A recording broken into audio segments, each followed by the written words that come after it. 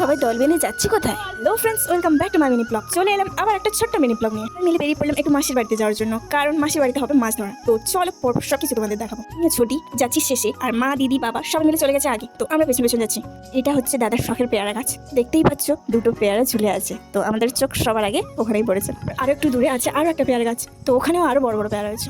তো ওখানে দিদি দেখছে আর আমিও দেখছিলাম। তো চলো তোমাদের দাদার শখের বাগানটা ভালো করে দেওয়া। তোমরা সবাই ভাবছো যে মাছ ধরতে এসে পেয়ারা গাছ দেখাচ্ছে, কি করবো বলো? এতগুলো ফলের বাগান আছে, তোমাদের না দেখালে কি হয়? দাদার ফলের বাগানের গাছে অনেক ধরনের ফল হয়েছে, যেমন জামরুল, আম, তারপর পেয়ারা, জামকুল, তারপরে বাতাবি লেবু, আরও অনেক কিছু। তোমাদের ফলের বাগান দেখিয়েছি, এবার চলো মাছ ধরা যাক। মেশো বাবা সবাই মিলে মাছ ধরবে, তো চলো দেখতে থাকো। মাছ ধরতে যাওয়ার একটাই কারণ, দাদা বাবুরা খেতে চেয়েছে মৌরি মাছ, ওই জন্য সবাই মিলে গেছি মেশোর বাড়িতে। তো মেশোর পুকুরে অনেক মাছ আছে, ওই জন্য সবাই মিলে ধরতে গেছি। এবার দেখতেই পাচ্ছ প্রথম পাটায় পুরো মাছ সাদা হয়ে গেছে, কতগুলো মাছ পড়েছে।